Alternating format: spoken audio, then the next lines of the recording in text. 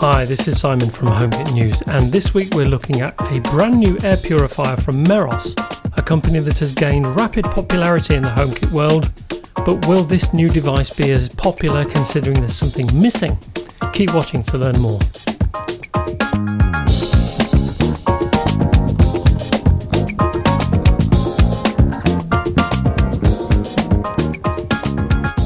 So after a few months since the initial leaks, the new device is finally with us, the Meross Smart Wi-Fi Air Purifier. If you happen to be picking this off the shelf, the box lays out everything that the purifier is capable of, which also includes HomeKit and Siri support. The box also shows what the provided filter is capable of, which is a HEPA 13 filter including a pre-filter and an active carbon filter. To drive home its capabilities, one side shows some features which include things like child lock, sleep mode and allergen removal, amongst other points. The packaging and sales pitch are one thing, but we do need to see and try it out for ourselves first. So without further ado, let's proceed with the unboxing. First off, you get an instruction manual and a quick start guide, all in English, along with the power supply. Now Meross sent this via their Hong Kong distributor, and I want to say many thanks to Ye Bingfeng for arranging this. Surprisingly, the cable portion ends with a USB-C plug. The power supply also came with a Type-G plug suitable for the UK and many other places. Now going back to the USB-C plug, whether you're able to use a simple USB adapter and cable to power this, I'm not sure. I think it's fair to mention it's good to see that Meross chose to make sure the air purifier is well protected, so a gold mark there. As you can probably see, this isn't a terribly large device like you might see with the VOCALINK PureFlow, but first impressions are that I do like the simple clean design and it certainly looks easy enough to operate. Speaking of easy, I'll just quickly show you how simple it is to swap out the air filter. There are clear but subtle markings on the base of the device to make it foolproof. So you turn the handle on the base anti-clockwise and the lid comes off so you can swap out the filter, which should last 4 to 6 months.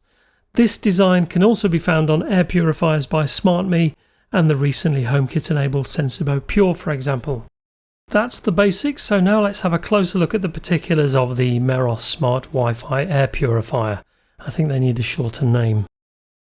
The top of the device is where you find all the controls, which includes 4 green LEDs to indicate its fan speed, etc., and a single touch sensitive button to control almost all of its basic functions. The main body of the air purifier is metal, which includes vents that gradually go from short to long. These vents allow less than clean air to be pulled into the device and through the filter. Now this is one aspect where I'd say the device feels well built.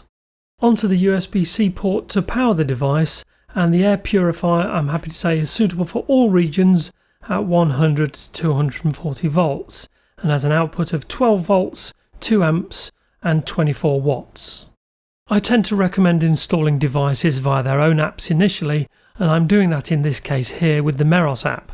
You'll need to set up an account if you do go down this route, but once done it's all very straightforward, with you selecting the relevant device and following the on-screen instructions. As with pretty much all HomeKit products, you simply scan the QR code, which in this case is stuck on the back of the air purifier, and once added you just need to name it and allocate it to a room, just as you would any HomeKit device. You can now begin using the air purifier either in the Meross app or the Apple Home app. Luckily, all control aspects of the device are available in the Home app if that's something you prefer, although the Meross app does give you the option to control the beep sound that it makes and whether to have the LEDs displayed or not, as well as future firmware updates, of course. Here's a quick comparison to 3 other air purifiers, starting with the Smartmi P1, which I reviewed recently. The P1, compared to the other purifiers you'll see here, comes out second in terms of coverage at 320 square feet.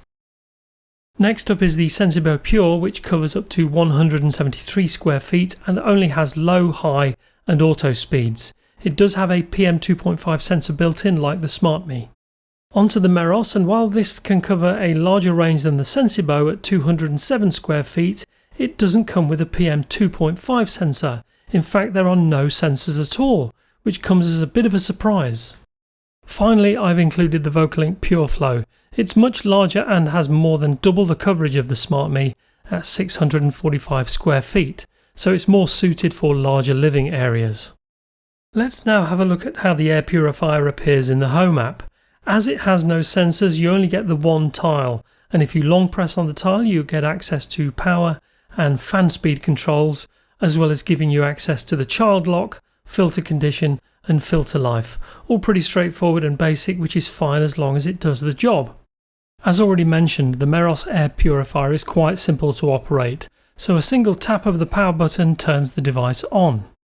When tapping the button, the purifier starts at the speed it was last set to, with further presses cycling through the other speeds, which are also represented with the small green LEDs.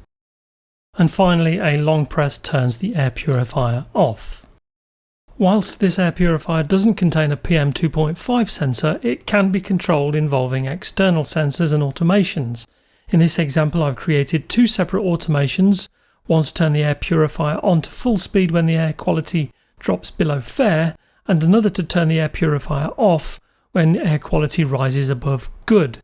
In this case, the sensor I'm using is the Qingping Air Monitor Lite. You can also check out our separate review for this device. My simple test involves the smoke from a matchstick, so the smoke is detected by the PM2.5 sensor in the external device, which in turn triggers the air purifier to turn on. You can see the PM2.5 levels rising rapidly on the sensor, and within a second the air purifier turns on and starts to clean the surrounding air.